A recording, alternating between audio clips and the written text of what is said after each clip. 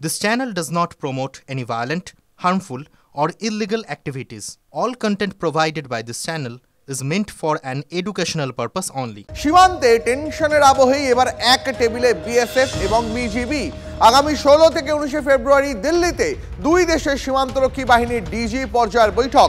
92টি জায়গায় বিএসএফকে কাঁটাতারের বেড়া দিতে বাধা বিজিবির। এবার ডিজি পর্যায়ের বৈঠকে উঠবে সেই প্রসঙ্গ।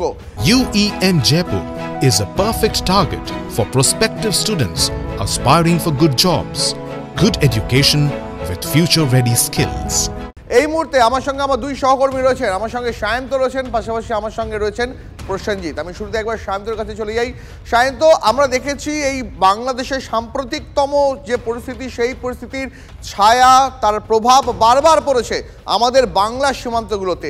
সেই পরিস্থিতিতে ডিজি পর্যায়ের বৈঠক কতটা তাৎপর্যপূর্ণ হতে চলেছে?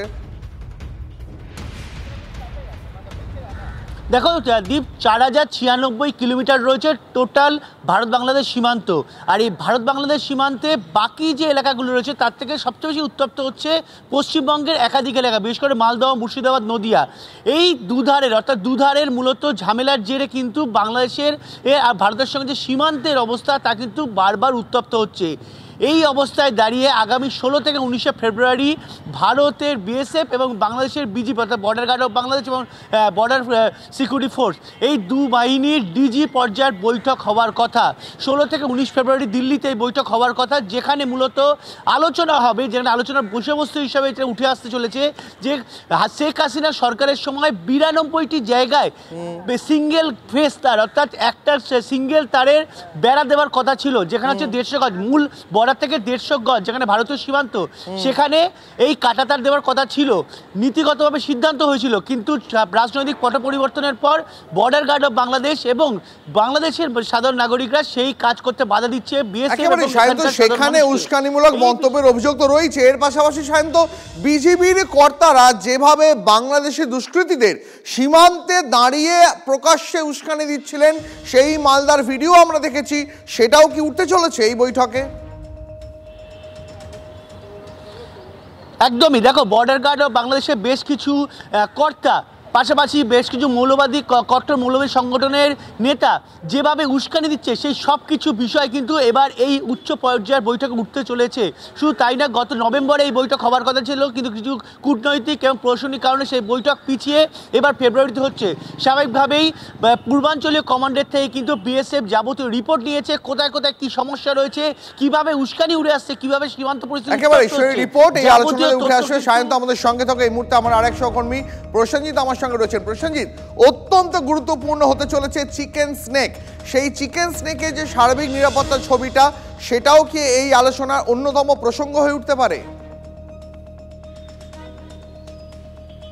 একদম। দেখো, ভারত মোটামুটি তৈরি হয়ে কিন্তু ওই বৈঠকে যাচ্ছে, কারণ ভারত চাইছে আলাপ আলোচনার মধ্যে দিয়ে বিজেপির সঙ্গে আলোচনা করার পর এবং যেই এলাকাগুলোতে ফেন্সিং নেই সেই এলাকায় অন্তত সিঙ্গেল তারের ফেন্সিং বসাতে। এবং প্রত্যেকটি ক্ষেত্রে যে কথাটা সায়ন্ত বলছিল যে বিএসএফ এর যেই কাজ, এই কাজ শুরু করতে গেলে হয় বিজেপি বাধা দিচ্ছে, নইলে ওপার বাংলায় যে একদম সীমান্ত লাগোয়া এলাকার মানুষজন তারা বাধা দিচ্ছেন। ফাঁসি দেওয়া এলাকায় যেমন এই কাজ আটকে আছে, উত্তর দিনাজপুরে একাধিক জায়গায় এই কাজ আটকে আছে, মালদায় একাধিক জায়গায় এই কাজ আটকে আছে।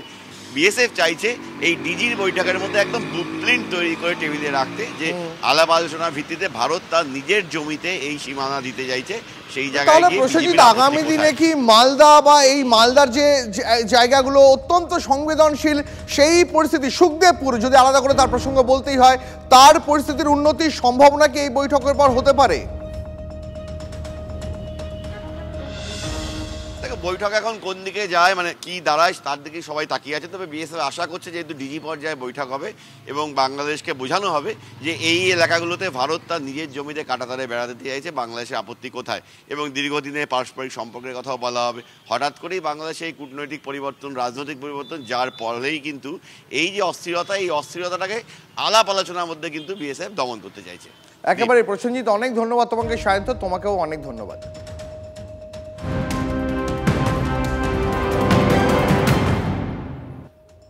আর এই মুহূর্তে যে খবরে নজর রাখতেই হচ্ছে, অবশেষে বিএসএফ কে জমি দিল রাজ্য। নদিয়ার করিমপুরে বিএসএফ কে আউটপোস্ট তৈরির জন্য 0.9 একর জমি দেওয়ার সিদ্ধান্ত মন্ত্রিসভার বৈঠকে।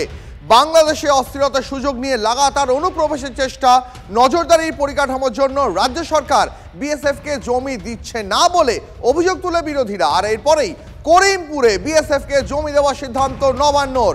এই মুহূর্তে আরও একটা বড় খবর জানিয়ে রাখি আপনাদের, যে বিষয়টি নিয়ে বারবার বিতর্ক তৈরি হচ্ছিল, অবশেষে সেই বিতর্কের অবসান ঘটতে চলেছে। বিএসএফকে জমি দিল রাজ্য। নদিয়ার করিমপুরে বিএসএফকে আউটপোস্ট তৈরির জন্য 0.9 একর জমি দেওয়ার সিদ্ধান্ত মন্ত্রিসভার বৈঠকে।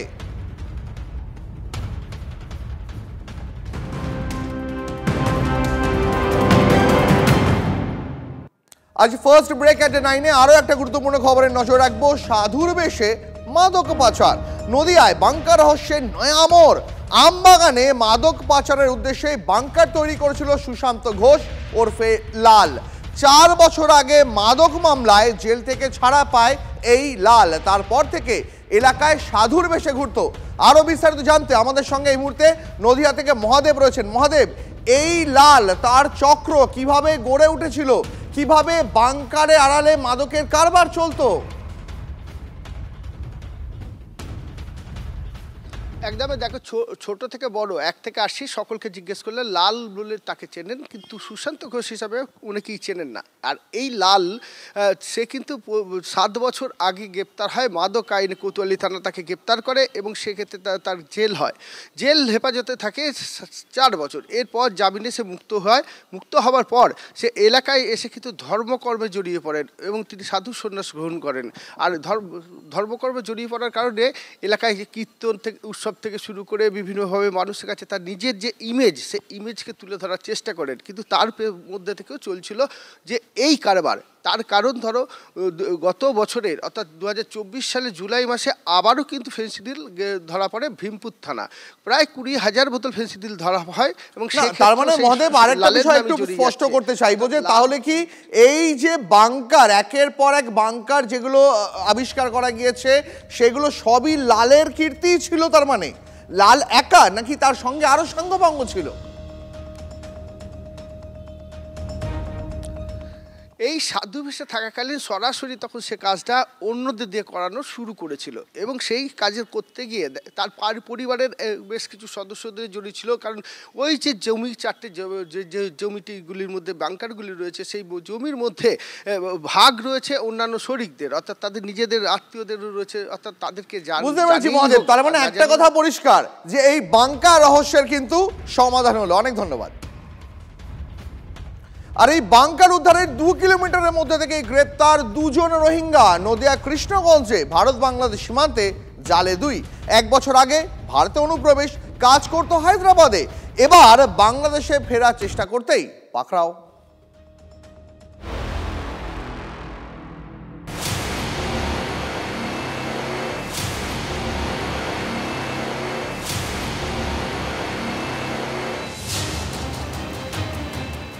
নদিয়ার ভারত বাংলাদেশ সীমান্তে মাটির নিচে লুকোনো 4 বাংকার থেকে বিপুল পরিমাণে মাদক উদ্ধার করেছে বিএসএফ। নদিয়ার কৃষ্ণগঞ্জ থানা এলাকায় স্থানীয় লালটু মহারাজের 2 বিঘা জমিতে সেই বাংকারের হদিশ মেলার পর থেকেই এলাকায় ঘোরাঘুরি করতে দেখা যাচ্ছিল দুজনকে। 1-2 দিন ধরে তা লক্ষ্য করেন স্থানীয় মানুষ। সন্দেহজনক গতিবিধি দেখে তারা পুলিশে খবর দেন। বৈধ কাগজপত্র না থাকায় ওই 2 ব্যক্তিকে গ্রেপ্তার করে পুলিশ। পুলিশ সূত্রে খবর, ধৃত 2 যুবক রোহিঙ্গা। ধৃতদের নাম মোহাম্মদ যাদব এবং মোহাম্মদ নূর। 1 বছর আগে তারা অবৈধভাবে ভারতে প্রবেশ করেছিলেন। এরপর তারা হায়দ্রাবাদ গেছিলেন কাজের উদ্দেশ্যে। এবার তারা বাংলাদেশে পালানোর ছক কষছিলেন বলে দাবি পুলিশের তরফ থেকে। তদন্তকারীদের একটি সূত্রের দাবি, ধৃতরা জানিয়েছেন তারা মূলত মায়ানমারের বাসিন্দা। বাংলাদেশের রোহিঙ্গা শিবিরে কিছুদিন ছিলেন। তারা ভারতে এসেছিলেন গত বছর। বর্তমান পরিস্থিতিতে সীমান্ত পেরিয়ে ওপারে যেতে চাইছেন তারা। এর জন্য এক ব্যক্তির সঙ্গে তাদের যোগাযোগও হয়েছিল। তার মধ্যেই রবিবার রাতে ভজনঘাট এলাকা থেকে তাদেরকে গ্রেপ্তার করে পুলিশ। कहाँ से आया हो? बर्मा से। बर्मा से किस लिए आया था यहाँ पर? काम करने आया था। कहाँ काम करने के लिए आया था? इंडिया पर। इंडिया पर। ये बांग्ला में क्या कैसे आया आप? हैदराबाद से आया था, वहाँ बांग्लादेश कैंप में जाने के लिए हैदराबाद से यहाँ पर आया। सर हेलो, हैदराबाद से आया हो जी। कुमारी कहाँ है? मेरा घर बर्मा में। बर्मा क्या पास में आएगा? कुतवाला में। उत्पादन कैम्प में তারা জানায় যে হায়দ্রাবাদে তারা একটা কাজ করছিলেন এবং সেখান থেকে বর্তমান যে পরিস্থিতি তৈরি হয়েছে ভয়ে আতঙ্কে তারা বাংলাদেশে আবার ফিরে যাওয়ার পরিকল্পনা করছিলেন। আর এই পরিকল্পনা ছকের মধ্যে কিন্তু 26শে জানুয়ারি প্রজাতন্ত্র দিবস, সীমান্তে কঠোর নিরাপত্তা ব্যবস্থা রয়েছে এবং বাংকার উদ্ধার হয়েছে। তারই ফলে তারা এখানে থেকে বাংলাদেশে যেতে পারেনি, তাই এই এলাকায় ঘোরাফেরা করছে। স্বাভাবিকভাবে সেই প্রশ্নটাই আবার সামনে আসছে এই বাংকারের ঘটনা। তাহলে কি এই সকল অনুপ্রবেশকারীরা বা এরা এই সকল বাড়িতেই আশ্রয় নিত? এগুলো গোটাটাই তো ব্যাখ্যা দিতে হবে বিএসএফকে, কারণ বর্ডারটা পাহারা দেয় বিএসএফ। বর্ডার যদি পাহারা দেয় বিএসএফ, বর্ডার হচ্ছে বিএসএফের দায়িত্ব, বর্ডার থেকে 50 কিলোমিটার হচ্ছে বিএসএফের দায়িত্ব। তো তাহলে কেন রোহিঙ্গা ঢুকছে, কেন বাংকার হচ্ছে, তার উত্তর দেবে অন্য কেউ? এটা তো হতে পারে না। কেন্দ্রীয় সংস্থা বা বিএসএফ বা এই ধরনের যে কোনো বডি তখনই ভালো কাজ করতে পারে বা সেই সমস্ত রাজ্যে ভালো কাজ করে যেই সমস্ত রাজ্যে রাজ্য সরকার সেই বিএসএফের সাথে সহযোগিতা করে এবং একসাথে কাজ করে। দুটো ফোর্স একসাথে কাজ না করলে, পুলিশ এবং বিএসএফ একসাথে কাজ না করলে কোথাও বিএসএফ সফল হতে পারবে না। একই টুঙ্গি সীমান্তের কাছাকাছি এলাকায় ভূগর্ভস্থ 4টি বাংকারের খোঁজ পাওয়া গেছে। সেখান থেকে কমপক্ষে 1 কোটি টাকা বাজার মূল্যের বেআইনি কাপ সিরাপ বাজেয়াপ্ত করা হয়েছে। টুঙ্গি সীমান্তের কাঁটাতারহীন এলাকা সোনা এবং নিষিদ্ধ কাশির সিরাপ চোরাচালানের ট্রানজিট রুট। গোপন বাংকারে কি অনুপ্রবেশকারীদের নিরাপদ আশ্রয়? সময় যতই গড়াচ্ছে ততই এমন নানা প্রশ্ন উঠছে। বাংকারের রহস্য বেঁধে চলছে জোর তদন্ত। তারই মাঝে 2 রোহিঙ্গা গ্রেপ্তারির ঘটনায় বেশ চিন্তিত তদন্তকারীরা। নদিয়া থেকে মহাদেব কুণ্ডুর রিপোর্ট, TV9 বাংলা। মালদাবাসীর জন্য সুখবর, TV9 বাংলার খবর দেখানোর জের। আগামী মাস থেকেই চালু হতে চলেছে মালদায় বিমান পরিষেবা। নতুন করে চালু হচ্ছে মালদা বিমানবন্দর। মালদা থেকে কলকাতা বিমান পরিষেবা শুরুর তোড়জোড়। এই মুহূর্তে আমার সঙ্গে মালদা থেকে আমার সহকর্মী সুব্রতোষ রয়েছেন। সুব্রতোষ, এই খবরে মানে মালদা থেকে কলকাতা বিমান চলাচল হতে শুরু করেছে, এই খবরে মালদার মানুষ কতটা উৎসাহিত, আনন্দিত এবং এই বিমানের ভাড়া কত টাকা হতে পারে বলে এখনো পর্যন্ত মনে করা যাচ্ছে? দেখো, প্রথমে বলি যে মালদার মানুষ তো খুবই আনন্দিত হবে। আনন্দ মানে এতটাই সেটা লাগাম ছাড়া আনন্দ, শুধু আনন্দ নয়, মানে মানুষের প্রয়োজন রয়েছে। যেহেতু মালদা এমন একটা জায়গাতে দাঁড়িয়ে আছে যে এখানে মানে এয়ারপোর্ট এবং বিমান চলাচল, মালদা এবং কলকাতা বিশেষ করে, সেটা ভীষণ রকমভাবে জরুরি। সেটা প্রশাসনিক দিক থেকে হোক এবং বা ব্যবসার দিক থেকে হোক বা যে কোনো, যেহেতু মিড বেঙ্গলের মধ্যে মালদা এমন একটা গুরুত্বপূর্ণ জায়গায় মানে রয়েছে ইতিমধ্যেই, তাহলে সেক্ষেত্রে মানে বিমান চলাচল খুবই জরুরি। বিশেষ করে সীমান্ত যেহেতু রয়েছে, তো ফলে বিএসএফের থেকে শুরু করে তাদেরও প্রয়োজন রয়েছে। তো সব মিলিয়ে প্রশাসনিক কেন্দ্র বারবার কিন্তু চেষ্টা করে এসেছে যে এখানে একটা বিমানবন্দরটা নতুন করে আবার চালু করা হোক। শুধু তাই নয়, যেহেতু আশেপাশে তোমাকে দেখাই যে অনেক হাইরাইজ বিল্ডিং তৈরি হয়ে গেছে, তো সেই বিল্ডিংগুলো যাতে তোমার সমস্যা তৈরি করছে, এয়ারপোর্টের জায়গা দখল হয়ে যাচ্ছিল। শুধু ছবিটা দেখতে চাইবো সুব্রত, তোমার পাশে যে মালদা এয়ারপোর্ট লেখা যে প্রশাসনিক ভবন, সেই ছবিটা আরেকবার দেখতে চাইবো। ক্যামেরা পার্সন মুজিবরকে বলছি যে এখানে দেখাতে, এই যে দেখো নতুন করে আবার রং করা শুরু হয়েছে। শুধু তাই নয়, এখানে পুরো প্রবেশ নিষিদ্ধ করে দেওয়া হয়েছে, এখানে কাজ শুরু করে দেওয়া হয়েছে এই মুহূর্তে সকালে সেরকম ভাবে। সুব্রত, এই ছবি দেখতে দেখতে আমাদের মনে পড়ে যাচ্ছে মাত্র কয়েক মাস আগেই মালদা এয়ারপোর্টে রানওয়েতে সেখানে আলু কাবলি ফুচকা বিক্রি হচ্ছে, সেই প্রতিবেদন তুমি তুলে ধরেছিলে। সেই ছবিটা এই মুহূর্তে আরও একবার TV9 বাংলার পর্দায় দর্শকরা দেখতে পাচ্ছেন। একদিকে আপনাদের দেখাচ্ছি মালদায় যে নতুন প্রশাসনিক ভবন তৈরি হয়েছে, যেখানে এয়ারপোর্ট তৈরি হতে চলেছে, এবং আরেকদিকে আপনাদের দেখাচ্ছি মাত্র কয়েক মাস আগে মালদা থেকে আমাদের প্রতিনিধি সুব্রতোষ যে ছবি তুলে ধরেছিল মালদার এয়ারপোর্টের জন্য যে জমি স্থির করা হয়েছিল সেই রানওয়েতে, সেখানে ফুটবল খেলা চলছিল, রিলস তৈরি করা চলছিল, এমনকি বিকেলবেলা সেখানে ফুচকা লুকাবলি বিক্রি হতো। সুব্রতোষ, আপাতত তোমাকে অনেক ধন্যবাদ। এবং সুব্রতোষের এই প্রতিবেদনের ফলে মালদাতে আবার নতুন করে কলকাতা থেকে যে মালদা বিমান চলাচল আবার শুরু হতে চলেছে, এবং এই খবরে যার পরে নেয় খুশি মালদাবাসী। ফেব্রুয়ারিতে আমেরিকায় যাবেন প্রধানমন্ত্রী মোদী, এমনটাই জানালেন মার্কিন প্রেসিডেন্ট ডোনাল্ড ট্রাম্প। তবে সফরসূচি এখনো চূড়ান্ত হয়নি। ভারতের উপরে আস্থা রেখে ট্রাম্প জানিয়েছেন বেআইনি অভিবাসীদের ফিরিয়ে নেওয়ার ক্ষেত্রে যেটা ঠিক ভারত সেটাই করবে। আরও একবার জানিয়ে রাখি আপনাদের, খুব দ্রুতই আমেরিকা যেতে চলেছেন প্রধানমন্ত্রী নরেন্দ্র মোদী। নজর রাখবো পরের খবরে। বাঘের আতঙ্ক যেন পিছু ছাড়ছে না বাঁকুড়ার জঙ্গলমহলের বাসিন্দাদের। 12 মাইলের জঙ্গলে ফের দেখা মিলেছে বাঘের। গ্রামবাসীদের দাবি তেমনই। বনকর্মীরা সতর্ক থাকতে বলেই খালাস, কিন্তু জঙ্গলে না গেলে পেট চলবে কি করে সেটা ভেবেই ঘুম উড়েছে বাসিন্দাদের।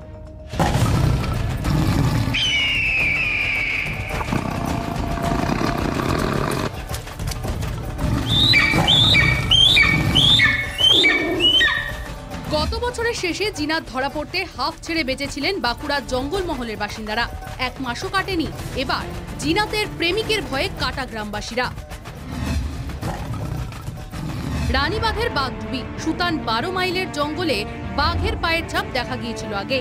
এবার নাকি মহাদেব সিনান গ্রামের অদূরে জমির কাজ করতে গিয়ে বাঘের দেখা পেয়েছেন এক মহিলা। এই গ্রামের পাশেই যে ফাঁকা জমি রয়েছে, জঙ্গল লাগোয়া জমি, এই জমিতেই কাজ করছিলেন একজন মহিলা এবং সেই জমিতে কাজ করার সময় বিকেলের দিকে এই জঙ্গলেই বাঘের দেখা পান তিনি, অন্তত তেমনটাই দাবি। তো দিদিটা তো কালকে ওইখানে কাল্লা বাড়িয়ে ওই কাজ করছিল, তো তারপরে ওর আওয়াজ শুনে বলছে নেক্সটটা আমি দেখতে পেয়েছিলাম, তো ভয়ে আমি ছুটে দিয়েছি। তাহলে আর কি সেই কি উনি কি দাঁড়িয়ে দেখবেন কি? সে তো ওনারও তো ভয় আছে। বাঘ দেখার এই বর্ণনা শুনে আতঙ্কে কাঁপছে গোটা মহাদেব সিনান গ্রাম। দিনে দুপুরে দুয়ার এঁটে বসে থাকতে হচ্ছে বাসিন্দাদের। বন্ধ হয়েছে চাষবাস, জঙ্গলে কাঠ কুড়োতে যাওয়া। এই গোটা এলাকা অর্থাৎ রানীবাঁধ ব্লক, বারিকুল থানা এলাকা এবং রায়পুর থানা এলাকা, সারেঙ্গা থানা এলাকা, এই এলাকার বিস্তীর্ণ এলাকা জঙ্গলে ঘেরা। এই জঙ্গল ঘেরা এলাকার মানুষের কাজকর্ম একদিকে ক্ষতিগ্রস্ত হচ্ছে, সাধারণ মানুষের যে জীবনযাত্রা, সাধারণ জীবনযাত্রা, সেই জীবনযাত্রা ক্ষতিগ্রস্ত হচ্ছে। আগের ভয়ে আমরা ঘর থেকে বেরোতে পারছি না। আমাদের মেয়ে ছেলেরা সব জঙ্গলে যায় পাতা তুলতে, শুকনো কাঠ আনতে। আমাদের রাঁধাবাটা ব্যাপার আছে, জঙ্গল না গেলে আমাদের দিন যাচ্ছে না। কিন্তু আমাদের কাজকর্ম সেই আতঙ্কে আমাদের বন্ধ হয়ে গেছে। ঘুম নেই কারো, তো হয়তো খোলা আমাদের সেই মানে বাড়িগুলো হয়তো সেভাবে নেই, দরজা কপাটগুলো কিছু নেই, তাহলে সেই ঘুমটাও ঠিকঠাক হচ্ছে না রাত্রিবেলা। গ্রামবাসীদের অভিযোগ, দীর্ঘদিন ধরে 100 দিনের কাজ বন্ধ হয়ে রয়েছে। রুটি রুজির জন্য তাই জঙ্গলের ওপরই নির্ভর করতে হয়। কেউ কেউ তাই প্রাণ হাতে নিয়েই জঙ্গলে ঢুকছেন। কাজ তো আমাদের নেই, বলছে তো 100 দিনের কাজ, সেটা তো কই হয়নি আমাদের। তাহলে আমাদের এখন যে চারা হয়েছে সেটা তো আমাদের ধান লাগানো তো করতেই হবে। আমরা তো চাষ বাড়িতে আমাদের কি, সে ধান না চাষ করলে আমরা তো খেতে তো আর পারবো না। তো কাজকর্ম ক্ষতি করে কি করব এখন? বন দপ্তরের তরফে এলাকার মানুষকে অযথা আতঙ্কিত না হয়ে সতর্ক থাকতে বলা হয়েছে, কিন্তু 4 দিন ধরে দাপিয়ে বেড়ালেও জিনাতের প্রেমিককে এখনো ট্র্যাক করে উঠতে পারেননি বনকর্মীরা।